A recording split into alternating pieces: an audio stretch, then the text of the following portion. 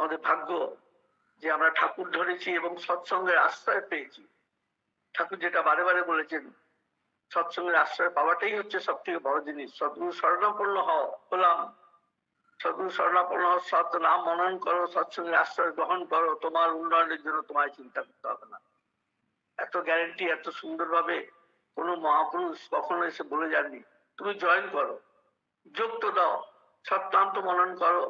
তাই ঠাকুরের বাদিন আছে, উষা নেশায় মন্ত্র সাধন, চলাফেরায় জপ, তথা সময় ইষ্ট নির্দেশ, মূর্ত করাই তপ। তো এই যে আমি আমার ইন্দু নন্দন চন্দ্র, আমি তো ব্যাঙ্গালোরে আছি, অ্যাকচুয়ালি আমাদের জন্মকর্ম সব টাটাতে, জন্ম সব ওইখানেই। এখন ছেলেরা ব্যাঙ্গালোরে থাকে, ওরা আর ওখানে থাকতে দেয় না বয়সের জন্য। ওরা বলে না এখানেই থাকো, কাছে থাকবে, অসুস্থ হলে কিছু হলে আমরা দেখাশোনা করবো, ওখানে যাওয়া আসা করতে গেলেই অসুবিধা হবে। তো সেই জন্য টাটায় যখন ছিলাম, তো কথা হচ্ছে আমরা তো ঠাকুর ধরেছি কিরকম জানেন, আমার বাবার বিয়ের আগে বাবা দীক্ষিত পাবনায়, তারপরে তো বাবার বিয়েটা হয়, আমার জন্ম হয়, ঠাকুরকে দেখেছি, ঠাকুরের কাছে গেছি। এই যে ইন্দু নন্দন চন্দ্র ঠাকুর নাম, ঠাকুরের দেওয়া নাম, দ্বিতীয়াশ্রয় বসে ঠাকুর নাম দিয়েছিলেন। আর ওইখানেই আমার অন্নপ্রাশন হয়, বড় ঠাকুর ভোগ গ্রহণ করলেন, বড় মায় নেয়, মুখে ভাত দিলেন। ঠাকুর আবার একটা আমার বিয়েতে গুরু ভাষা জুগিয়ে দিলেন, যে ওই ননীরা আমাদের ঋত্বিক ননীগোপাল চক্রবর্তী বলে দেয়, ওকে বলিস যেন বড় হয়ে উড়িয়া শেখে। ঠাকুরের দয়া গুরু ভাষা, উড়িয়াও শিখেছি, এবং উড়িয়া বহু বহু বহু এই বিশেষ করে তো করোনা পিরিয়ডে এত সৎসঙ্গ করতে পেরেছি, সৌভাগ্য হয়েছিল আমার তার ভাষা শিখে। তার গুরু যে ভাষা দিয়েছিলেন বলেছিলেন। তো এই হলো আমার জীবনের শুরু। বাবাও কর্মী ছিলেন, ঠাকুরের দয়ায় আমি পবিত্র পাঞ্জা পেয়েছি, সৎ মন্ত্র দিতে পারি, এটাই একটা সুযোগ। তো কথা হচ্ছে আমরা ঠাকুর ধরেছি, আমরা ঠাকুর ধরে যে আমরা তার যে যা কিছু আমরা আমরা করছি কতখানি করতে পারছি, কেন কথা হচ্ছে তিনি জীবন্ত আছেন আমার আশেপাশে সব জায়গায়, আমরা বুঝতে পারি না। এইটাই হলো সব থেকে বড়, অবুঝের মতন থাকি। আবার এই আলোচনায় শুনি যে ঠাকুর কাছেই থাকেন, ঠাকুর সব বোঝেন, সব শোনেন, সব জানেন, আমার অন্তরের কথা বাইরের কথা সবই তিনি জানেন। তিনি দয়াময়, অন্তর্যামী, চারিদিকে ব্যাপী হয়ে ব্যাপ্ত হয়ে আছেন তিনি। তো আমি আমার জীবনে একটা সবচেয়ে বড় ঘটনা বলি। একবার আমি, বাবা আমাকে অফিস থেকে এলেন, ছুটি পেলেন না, বাবা ঠাকুর ভোগ নিয়ে এসেছিলেন। ঠাকুর জানেন তো, আপনারা কি কতটা জানেন জানি না, ঠাকুর কিন্তু ফলের মধ্যে বা সবার মধ্যে ঠাকুরকে ভোগ আপেল দিলে খুব ঠাকুর খুব খুশি হতেন। তো তাই ঠাকুর বাবা ভোগের জন্য আপেল নিয়ে এসছেন, আর আমাকে বললেন যে কালকে সকালে তোর তখন স্কুলে পড়ি আমি, বাবা বললেন স্কুলে কাল তো যেতে হবে না, তুই কালকে ঠাকুর বাড়ি যা, এই ভোগটা দিয়ে আয়। আমি ছুটি পেলাম না। তো বাবা তখন জামশেদপুরে মুসলিম একজন দুজন ঋত্বিক ছিলেন, খুব কমই লোক দীক্ষিত। তো আমি গেলাম ঠাকুরের কাছে, ঠাকুর বাড়ি যাবো, রেডি হয়ে গেলাম, বা রাত্রেবেলা রেডি করে দিল, সকালে আমরা চলে গেলাম। তা আমি স্টেশনে যখন পৌঁছই, কত খাঁটি ঘটনা, আর ঘটনাটা মানে এত সুন্দর, ঠাকুর অন্তর্যামী। এই প্রথম জীবনে আমার ফার্স্ট আমি একটা ঠাকুরকে বুঝতে পারলাম যে দেখুন তিনি কোন জায়গায়। আমি টাটানগর জামশেদপুর রেলওয়ে স্টেশনে বাবা আমাকে কি বলছেন তিনি সব অবগত, বুঝে গেছেন। তো বাবা বললেন, বলবি যে স্টেশনে দাঁড়িয়ে আমাকে বোঝাচ্ছেন যে বলবি ঠাকুর বাবা ভোগ পাঠিয়েছেন, বাবা আসতে পারলেন না, ছুটি পেলেন না। তারপরে বলবি ঠাকুর আপনি আশীর্বাদ করুন যাতে আমি পড়াশোনায় ভালো হতে পারি, বুদ্ধি ঠিক ঠিক দিতে পারি, এবং বড় হয়ে পরম পিতার কাজ করতে হবে, তো তাই আপনার আশীর্বাদ থাকে যেন। শ্রী ঠাকুরের কাছে তখন তো দাদা মায়েরা, এই যে আপনারা এখন যাচ্ছেন যেমন আমরা যাচ্ছি, এই যে রুম পাচ্ছি, কোনো রুমের কোনো ব্যবস্থাই ছিল না, প্যান্ডেল ছাড়া আর কিছু ছিল না। সেও হুগলা দিয়ে প্যান্ডেল হাওয়া দিলে উড়ে যেত। কিন্তু শ্রী বড়দাকে আমি রেখেছি, তিনি এসে সেই কোমরে হাত দিয়ে দাঁড়িয়ে দেখতেন কোথায় ঠিক করতে হবে, কোথায় কি করতে হবে, কোথায় জল পড়ছে। পূজ্যপাল শ্রী বড়দা করাতেন গুলো নিজের দেখা। তো ওই প্যান্ডেলের জিনিসপত্র গুলো রেখে, অন্য দাদার সঙ্গে আমি এসেছিলাম, রেখে পরিষ্কার পরিচ্ছন্ন হয়ে ঠাকুরের কাছে গেলাম। ঠাকুরের ওখানে বঙ্কিমদা থাকেন, ঢোকা তো যায় না। কৃষ্ণদা, বঙ্কিমদা, ললিদা, শরৎদা, সুশীল চন্দ্র বসুদা, পঞ্চানন সরকারদা, প্রফুল্ল, সবাই ওখানে বসে আছেন। আর মোটামুটি সবাই আমাকে চেনেন, কেন বছরে কয়েকবারই তো যেতাম, অনেকবার যেতাম, যার জন্য চেনা হয়ে গেছিল। বঙ্কিমদা তুই আইসিস আগে, তো আমি ভেতরে ঢুকে গেলাম। এখন যেখানে ঠাকুরের বিগ্রহ দেখছেন, ঠাকুর ওই চৌকিতে মাঝখানে বসেছিলেন। শ্রী ঠাকুর মাঝখানে বসে গল্প করছে, কথাবার্তা বলছেন। আমি গিয়ে ওই যেখানে এখন দেখবেন চৌকিতে শ্রী ঠাকুর লেখা আছে, তখন কিন্তু লেখা ছিল না, চৌকি কিন্তু ওইগুলি। তো আমি গিয়ে পৌঁছে হাঁটু গেড়ে বসেছি, শ্রী ঠাকুর ওই মাঝখান থেকে একদম ধারে চলে এলেন। এসে ছোঁয়াটা আমি খুলে বললাম, ঠাকুর বাবা ছুটি পেলেন না, এই ভোগটা পাঠিয়েছেন। তারপর আবার ঠাকুর ওখানে আবার রিপিট করলেন, ও ছুটি পায়নি আগে। তারপরে আমার বলার কথা তো পরমপিতা অন্তর্যামী, আমাকে আর কোনো কথা বলতে হলো না। শ্রী ঠাকুর বলছেন, শোন, মন নিয়ে পড়াশুনো করবি, পরমপিতার আশীর্বাদ আছেই। বড় হয়ে পরমপিতার কাজ করার আগে কাজ করতে হবে। শ্রী ঠাকুরের যে কথা এখনো আমার কানের মধ্যে বেজে ওঠে, শরীরের লোম যেন দাঁড়িয়ে যায়।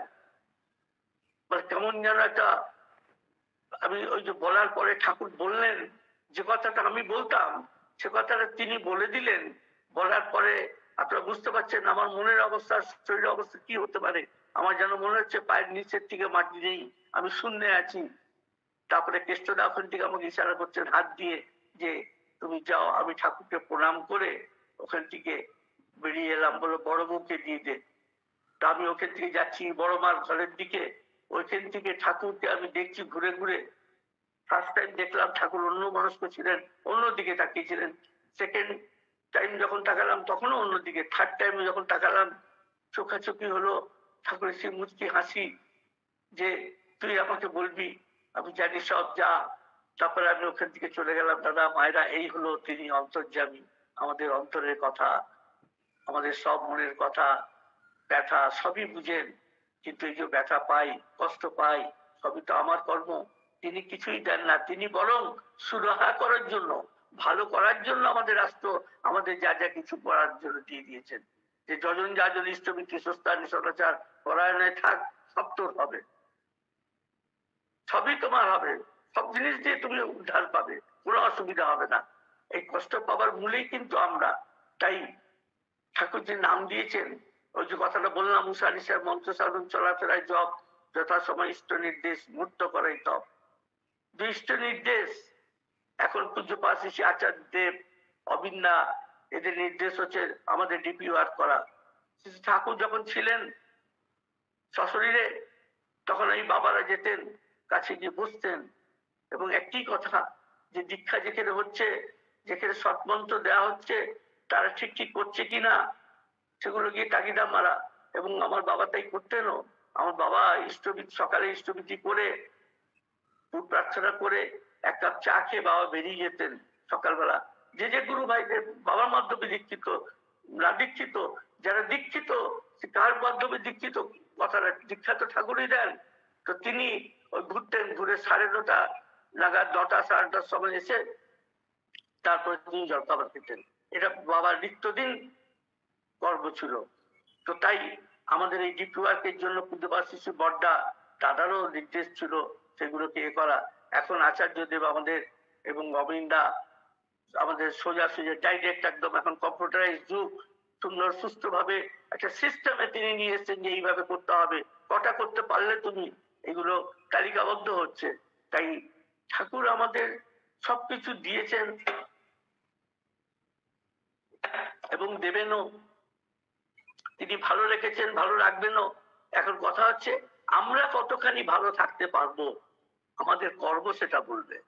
তাই নিত্য প্রয়োজন, নিত্য কর্ম হচ্ছে ঠাকুর ধরে আমরা যা যা পেয়েছি, যা যা তিনি নির্দেশ দিয়েছেন সেটাই করা।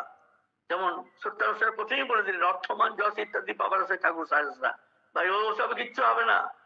তোমার ঠাকুরত্ব না জাগলে কেউ তোমার কেন্দ্র নয়, ঠাকুর নয়, ফাঁকি দিলেই পেতে হবে। তার তাকে জীবন্ত করে উঠতে হবে। তিনি সবার মধ্যে আছেন, যে দীক্ষা নিচ্ছে তার মধ্যেও আছেন এবং যে দীক্ষা নেননি তার মধ্যেও আছেন। তাই ঠাকুর একবার কৃষ্ণদার কে বলছিলেন, কৃষ্ণদা আরো অনেকেই ছিলেন, কৃষ্ণদাকে বলছেন, কৃষ্ণদা আমাদের জন্ম কেন হয়েছে, কেন জন্ম হওয়ার কারণটা কি, আমরা জন্মেছি কেন, শ্রী ঠাকুর প্রশ্ন করছেন। আর তিনি যখন প্রশ্ন করতেন উত্তর কেউ দিত না, ঠাকুর নিজেই উত্তর দিতেন।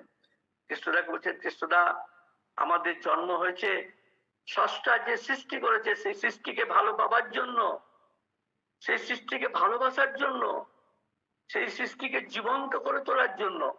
তো সৃষ্টির মধ্যে কি আছে, গাছপালা, হাতি, ঘোড়া, বাঘ, ভাল্লুক, মুরগি, হাঁস, ছাগল, মানুষ, সব। এমন কোন জিনিস নেই যে জিনিসটা সৃষ্টির মধ্যে নেই। তো সৃষ্টিকে ভালোবাসার জন্য কিন্তু আমাদের জন্ম, ঠাকুরের কথা তাই বলছেন। তো সৃষ্টিকে ভালোবাসতে গেলে আমাদের কিরকম হতে হবে। আর আবার ঠাকুর বলছেন, ওই সৃষ্টিকে যদি কেউ ইগনোর করে, মানে অবমাননা করে, তাকে রাখার আর জায়গা হবে না। মানে কোথায় রাখবেন পৃথিবীতে, পৃথিবী তো তার, এই ঘরটাই তো তার, এই পৃথিবীর মধ্যে রাখবে কোথায় তাকে। এই বলতে বলতে ঠাকুর চোখ ছলছল করে উঠলো, খুব দুঃখ পেলেন। আমি তাই ভাবি কাকে কাকে কোথায় রাখুন, কোথায় কোথায় রাখা হবে, এই যে সব সৃষ্টিকে অবহেলা করছে। তাই এই সৃষ্টির মধ্যে যে প্রাণ, প্রত্যেকটি প্রাণের মধ্যে তিনি জড়িত। একবার কি হয়েছে, ওই যেটা নিরালা নিবেশ দেখেছেন, নিরালা নিবেশ, যেখানে বড় মার আগে ঠাকুর ওই ঘরেই তো থাকতেন, আমি ঠাকুরকে দেখেছি ওইখানে দাঁড়িয়ে প্রণাম করতে। তো ঠাকুর ওইখান থেকে কেষ্টদা, সুশীল চন্দ্র বসু, মণিদা ইত্যাদি সবাইকে নিয়ে, বঙ্কিমদা সবাইকে নিয়ে ওই বড়াল বাংলোর দিকে যাচ্ছেন, যেটাকে এখন মিউজিয়াম বলা হয়। ওগুলো তো মাটির ছিল, দাদা মায়েরা, কিচ্ছু ছিল না, কাঁকড়, মাটি, পাথর, বড় পাথর, গাছের শেকড় ইত্যাদি। তো ঠাকুর হেঁটে হেঁটে যাচ্ছেন, হঠাৎ ঠাকুর পড়ে গেলেন, ভীষণ ভাবে পড়েছেন জোরে, এবং হাঁটু পাটু ইত্যাদিতে লেগেছে। পড়াতে আমার বঙ্কিমদা সঙ্গে সঙ্গে সবাই মিলে উঠালেন। তারপরে বঙ্কিমদা, এই বঙ্কিমদাকে ঠাকুর উঠে যখন সব পরিষ্কার পরিচ্ছন্ন পাটা সব ঝাড়াঝুড়ি হয়ে গেল, তখন ঠাকুর বলছেন, বঙ্কিম কই, কোথায় বঙ্কিম, বঙ্কিমকে খোঁজা লাগে, বঙ্কিম কোথায়। তখন দেখছেন বঙ্কিম একটা কুড়োল নিয়ে আসছে, হাতে তার হাতে কুড়োল। সে বঙ্কিমদাকে বলছেন, আরে বঙ্কিমের কুড়োলটা কি করবি, আগে এটার জন্যই তো আপনি পড়লেন, এই যে শেকড়টা, গাছের শেকড়টা গেছে, ওই একটা সজনা গাছ ছিল, একটা বেল গাছ ছিল, ওই সজনা গাছে প্রচুর সজনা হতো, ওই শেকড়টা ওইখান দিয়ে গেছে, ওই শেকড়টাতে হোঁচট খেয়ে ঠাকুর পড়ে গেলেন। তখন ঠাকুর বললেন, ওই তাকে বঙ্কিমকে হাত দিয়ে ওটা আটকালেন, বললেন, শোন, ওই শেকড়ের দোষ না, দোষ আমার, আমি না দেখে পড়ে গেলাম, তাই আমার ব্যথা পেলাম। ওই শেকড়টা কাটিস না। মনে করে একটা ঘরের দরজা ছোট, তুই ঢুকতে পারছিস না, তোকে কাত হয়ে ঢুকতে হবে, তাই না? আর তুই যদি সোজা ভাবে ঢুকলে ঢুকতে পারবি না, চৌকাটটা খুব ছোট, তাহলে কি তোর একটা হাত কেটে দিতে হবে? শ্রী ঠাকুর অন্তর্যামী স্রষ্টা পুরুষ, সৃষ্টির একটা ওই যে শেকড়টাকে কাটতে বারণ করলেন। তিনি বললেন, শোন বঙ্কিম, এখানে মাটি দিয়ে এমন ভাবে সমান করে দে যাতে আর কেউ হোঁচট না খায়। এই হলেন আমার অন্তর্যামী শ্রী ঠাকুর চন্দ্র ভগবান। তিনি সবার দুঃখে দুঃখী, সবার কষ্টে কষ্ট পান, এবং সবাই আনন্দে থাক, সেই রাস্তায় তিনি আমাদের দেখিয়ে দিচ্ছেন, সেই রাস্তা আমাদের করে দিচ্ছেন। কিন্তু আমরা কি হয় না, ঠাকুরটাই বসে আছেন, একবার বলছেন, ওই দেখ কুমড়ো নিয়ে আসছে, একজন কুমড়ো, তার গাছে একটা কুমড়ো আছে, কুমড়ো নিয়ে আসছেন। জানিস ওই কুমড়োটা তো দেখা যাচ্ছে আরো কতগুলো কুমড়োর ভেতরে আছে। ওই দাদাটির জন্য বলছেন, আরো কতগুলো কুমড়োর ভেতরে আছে, যেটা সে প্রকাশ পায় না, ওটা তার অন্তরে আছে। যেমন এটা তো খাওয়ার জন্য তার অনেকদিন থেকে ঠিক করেছে, এটা আমি ঠাকুর বাড়ি নিয়ে যাব, তার ভেতরে কুমড়ো আছে, সে কুমড়োটা ঠাকুরকে বলতে পারছে না, এনেছে নিয়ে, কি না আমার স্ত্রী অসুস্থ আছে, ঠাকুর সুস্থ হয়ে যাক, এটা ওটা নানান রকমের আনকাউন্টেড, তার কোনো হিসেব নেই। তাই আমরা ঠাকুরের কাছে সব জিনিস নিয়ে যাই, একটা জিনিস নিয়ে যাই, কিন্তু তার ইয়েতে অন্তরে আমার ভেতরে কতগুলো প্রশ্নের উত্তরের জন্য আমরা অপেক্ষায় থাকি। ঠাকুরকে বলবো, ঠাকুর আমার ছেলেকে ভালো করে দিন, ছেলে যেন পড়াশোনা হয়, মেয়ের যেন বিয়ে হয়ে যায়, বাড়ি হয়, ইত্যাদি ইত্যাদি নিয়ে কত রকমের ভেতরে নিয়ে যাই, কিন্তু ঠাকুরকে সে কথাগুলো বলতে পারি না, মনেই রেখে থাকি। তো যে জিনিসটা দেখা যায় সেইটুকুই নিয়ে যেতে পারছি। তাই প্রত্যেকেরই মনে ব্যথা আছে। তো ব্যথা দূরীভূত হবে কি করে, কি করলে দূরীভূত হবে এবং সুন্দর হতে হবে, তাই এরকম কিভাবে চাইতে হবে, ঠাকুরের কাছে কি চাইবো কি। তাই ঠাকুর একবার কেষ্টদার কোলে মাথা দিয়ে শুয়েছিলেন। সব গুরু ভাইরা আমাদের পাবনার কথা সবাই অনেক দাদারা বসেছিলেন ওখানে। যেমন আমাদের তখন ছিলেন সুশীল চন্দ্র বসুদা, ননীগোপাল চক্রবর্তী, শরৎচন্দ্র হালদার, পঞ্চানন সরকারদা সবাই বসে আছেন। কৃষ্ণদাকে বলছেন ঠাকুর তাকিয়ে, কৃষ্ণদা আপনারা পরম পিতার কাছে কি চান, আপনারা পরম পিতাকে যে গ্রহণ করেছেন চানটা কি। ঠাকুর বলছেন দেখুন, কথাটা বন দিয়ে শুনবেন, এটা ঠাকুর নিজেকে ধরা দিয়ে দিয়েছিলেন। ঠাকুর বলছেন কৃষ্ণদা আমি যদি আপনাদের মতন হতাম, আমি তো তা নই, আমি সুপারম্যান, আমি তো ষষ্ঠ পুরুষ। বলছি আমি যদি আপনাদের মতন হতাম, পরম পিতাকে বলতাম হে পরম পিতা তুমি তোমার মতন করে আমায় তৈরি করো। ঠাকুর বলছেন মানুষ যদি আমি তোমাদের মতন হতাম, আমি পরম পিতাকে বলতাম হে পরম পিতা তুমি তোমার মতন করে আমায় তৈরি করো। আমরা কি আমাদের ছেলে পুলের জন্য, স্বামীর জন্য, স্বামী স্ত্রীর জন্য আমরা কি ঠাকুরের কাছে এই প্রার্থনা করি, ঠাকুর তুমি তোমার মতন করে বুদ্ধি দাও আমার স্ত্রীকে, আমার ছেলেকে তোমার মতন করে তৈরি করো, মেয়েকে। আমরা কি বলে থাকি না?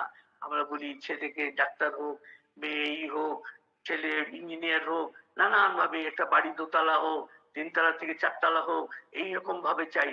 কিন্তু ঠাকুর বলছেন তুমি তোমার ইচ্ছা মতন করে আমায় তৈরি করো। শেষ, একটা চাওয়াতেই সব চাওয়া হলো। আমরা একটা চাইতে গিয়ে 10টা চেয়ে বসি।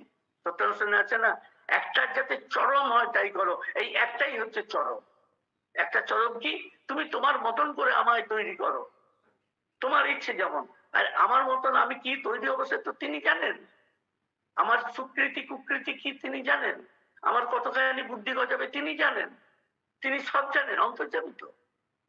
তো তাকে জানার জন্য আমার কি প্রয়োজন, আমাকে ওইভাবে চাওয়া দরকার, ওইভাবে চাইতে হবে। তো আমাকে ওইভাবে চাইতে গেলে পরম পিতার যে যা বিধান দিয়েছেন, ওই যজন যাজন ইষ্টবিধি ঈশ্বরস্থানে সদাচার, এটাকে যদি আমরা ঠিক ঠিক করি, তার প্রতি যদি ভালোবাসা গজায়, তবেই তো আমি বিশ্বাস করব। আমি বিশ্বাস করব কি করে, তুমি তোমার মতন আমায় তৈরি করো। যেদিন থেকে আমরা সরল সৎনাম নিয়েছি, যেদিন তার দীক্ষা নিয়েছি, সেই দিন থেকে বিশ্বাস করতে হবে 16 আনা, ওই 12 আনা, 13 আনা, 14 আনা নয়। 16 আনার একটা গল্প আছে, অনেক ঘটনা আছে দাদা মায়েরা, সব তো বলা যাবে না, সময় হয়ে এলো। তো আমি তাই বলি যে আমাদের মধ্যে 16 আনা বিশ্বাস চাই। 1 টাকা পূর্ণ, ওই 100 ইয়েতে হয়তো পুরো আমরা একটা পয়সাও যেন কম না হয়, পুরো 100 পয়সা আমাদের, তবে 1 টাকা। আমি সেই 1 টাকার দিয়ে পুরো পূর্ণ ভাবে আমি তাকে বিশ্বাস করতে হবে। ওই যদি বিশ্বাস যদি এসে যায়, তিনি করাবেন, তিনি যে আছেন তিনি করিয়ে নেবেন। আমাদের ধারণা ভুল, যা কিছু ধারণা আমাদের কর্মের জন্য ধারণা। তাই সুকৃতি কুকৃতি দুটো জিনিস, যাতে আমি সুকৃতির আমি পাঞ্জা ভার করে দিতে পারি, ওই পাল্লাটা যাতে ভারী হয়। তাই সুকৃতি করতে গেলে কি হবে, ঠাকুর যেটা বললেন যে সস্তা পুরুষ যিনি সৃষ্টি করেছেন প্রত্যেককে ভালোবাসা লাগে, সবার কথা শোনা লাগে, সবার কি করে মঙ্গল হয় তার চরণে কামনা করতে হয়। আজকে পাশের বাড়িতে ওই দত্তবাবুর ছেলের পা ভেঙে গেছে, হয়তো একটু অন্য টাইপের দত্তবাবুর লোকটা, আমাদের ছেলে এসে বললো বাবা ওনার ছেলে বেশ হয়েছে, ও ভাঙবে না যা বদমাইশ, এই নয়। আমার ছেলে পা ভাঙলে যে কষ্ট পেতাম, যেভাবে ব্যস্ত হয়ে পড়তাম, সঙ্গে সঙ্গে কি বলেছিস দত্তবাবুর ছেলে পা ভেঙেছে, দৌড়ে গিয়ে সেবা করা আমার কি দরকার বলুন দত্তবাবু, তাকে নিয়ে যেতে হবে, কোথায় যেতে হবে, কি করতে হবে, আমার দ্বারা কি সহযোগিতা করতে হবে, আমি নিজের থেকে করব। এই হলো নেচারকে ভালোবাসা, সৃষ্টিকে ভালোবাসা। তাই জিসাস ক্রাইস্ট বলে গেছেন না, ইউ লাভ ইউর নেবার অ্যাজ ইয়োরসেলফ, তুমি তোমার প্রতিবেশীকে তোমার মতন করে ভালোবাসো। সুন্দর ভাবে সবাই তাই বলেছেন, যখনই মহাপুরুষ আসেন সে অন্যকে বাঁচাবার জন্যই আসেন, অন্য বাঁচায় নিয়ে থাকি ধর্ম বলে জানিস তাকে। সবই ঠাকুর বলে দিয়েছেন, আমাদের এখন করার পালা। যেমন স্কুলে গেলে ম্যাথমেটিক্স এর টিচার ফর্মুলা ইত্যাদি সব বুঝিয়ে দিলেন, এবারে অঙ্ক এক্সারসাইজে একের পর এক করে যাব, যেখানে আটকাবো সেখানে তিনি বলে দেবেন। আর আমাদের লাইফে যেখানে আটকাবো কে বলবেন? পরম পিতার সামনে স্বয়ং বসে যান, ধ্যানে বসে যান, নাম করুন, অটোমেটিক্যালি গেট ইম্পালস। আমরা একটা ইম্পালস পাবো, সেই ইম্পালস পেয়ে মানে একটা ক্লু পাবো, সেটাতেই আমরা সবার আমরা মঙ্গল করতে পারবো। আমাদের প্রশ্ন উত্তর তিনি দেবেন। প্রশ্ন যাবে আমার মধ্যে, প্রশ্ন উত্তর তো অন্য কেউ দিতে পারে না। আমার প্রশ্নের উত্তর আমার শরীর সম্বন্ধে যা কিছু তিনি দেবেন। কে দেবেন? সৃষ্টিকর্তা, যে সৃষ্টি করেছেন আমার মাকে, আমার বাবাকে, সব জায়গাকে, সব দুনিয়া, সবকিছু যার ভেতরে সৃষ্টি, তিনি অন্তর্যামী, তিনি বুদ্ধি দেবেন। তো তাহলে ধ্যানে বসতে হয়। তাই ঠাকুর বলছেন যে উষানিশা মন্ত্র চলাফেরাতে জপ, এই যদি জপ আমরা করতে থাকি তবেই কিন্তু ধ্যানে বসতে ধ্যান হবে। এত ধ্যান খুব শক্ত ব্যাপার। ঠাকুর বলছেন যদি জপ না করিস ধ্যান হবে কি করে? ঠাকুরের কথা, জপ করার আগে তবে ধ্যানে বসতে হয়। এবং নিত্যদিন নিত্য কর্মের ভেতর দিয়ে, যখনই যাই কাজ করো নিত্য কর্মের ভেতর দিয়ে দুটো সময় বেঁধে নিস। ঠাকুর অনন্ত মহারাজকে বলেছেন সবাইকে কোষ যেন দুটো সময় বেঁধে নেয়। সেই বাঁধা সবের মধ্যে রাত্রি 9টা হোক, রাত্রি 1টা হোক, দুপুর 1টাই হোক, যে সময় কেউ আমাকে কোন রকমের আমাকে বাধা দেবে না, কোনো ডিস্টার্ব করবে না, সেই সময়টা বেঁধে নে। বেঁধে নিয়ে ওই সময় বস, তবেই ধ্যান। পরম পিতা কেন বলেছেন? দেবীদাকে একবার বলছিলেন তোরা ধ্যানে বসলে যদি নিশ্চিত সময় করে নিস, পরম পিতা সেই সময় অপেক্ষায় থাকেন। আর এই দয়াময় প্রভু আমার, তিনি আমাদের অপেক্ষায় থাকেন। চিন্তা করুন তার কথা, তার মুখের কথা। তাই সময় হয়ে গেল দাদা মায়েরা, আমি আপনাদের সবার মঙ্গল কামনা করি তার রাতুল চরণে। সবাইকে এইটুকুই বলতে পারি যে আপনার নাম ধ্যান নিয়ে মশগুল হয়ে থাকুন, এটা নিয়ে থাকুন। দেখবেন শ্রী শ্রী ঠাকুর কিভাবে আমাদের ইন্ডিভিজুয়াল প্রত্যেকের ভেতরে তিনি জীবন্ত হয়ে উঠবেন। দাদা মায়েরা জীবন্ত হয়ে উঠলে আর কোনো চিন্তা নেই। তিনি যখন আমার সঙ্গে সব সময় আমি বুঝতে পারবো, উই ক্যান ফিল যে হ্যাঁ পরম পিতা আমার সঙ্গে আছেন, কোনো ভয় নেই, ডর নেই, কিচ্ছু না, সব সুস্থভাবে সুন্দরভাবে হবে। জয় গুরু, বন্দে পুরুষোত্তম।